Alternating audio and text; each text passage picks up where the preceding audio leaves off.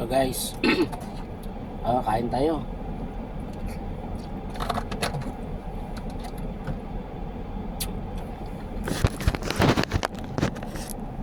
Ganito ang buhay namin sa abroad.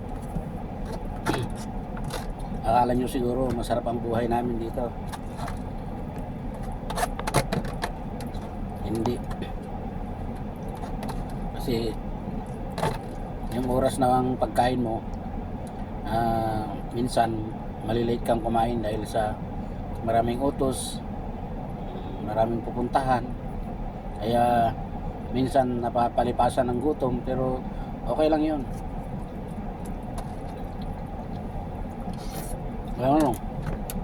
Anong oras na? Alas 4 na ng hapon. Yan palang ako kakain ng panghapunan.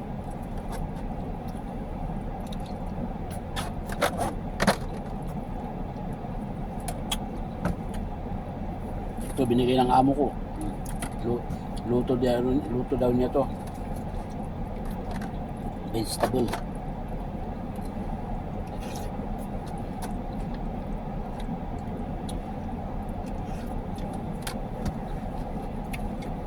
Masarap din.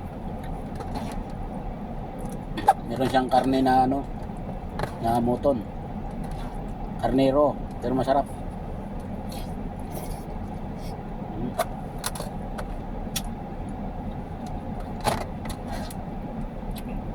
Kain tayo.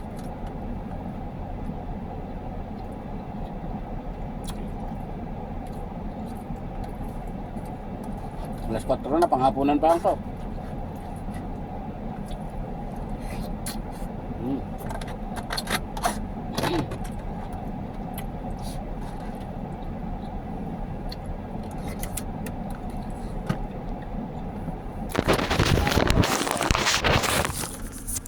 Sa loob ng sasakyan,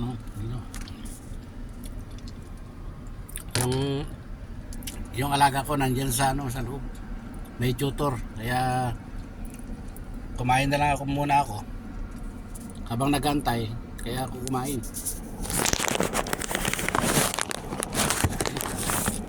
Habang ako nag-aantay sa kanya, kumain na ako para hindi na naman abutin ng gabi.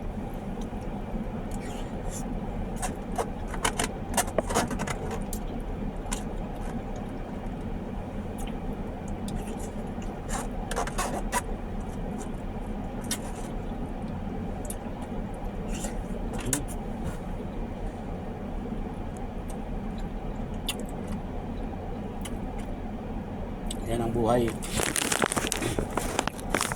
dito sa abroad.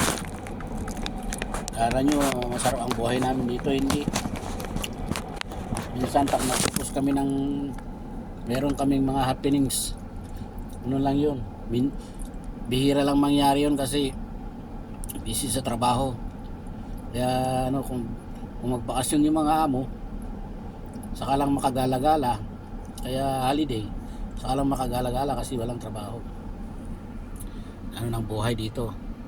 Kaya tiis-tiis lang. Ilang taon na lang, siguro mga 2 taon na lang, go for good na rin. Ay ipon-ipon ng konti. Yan lang guys. Bye bye.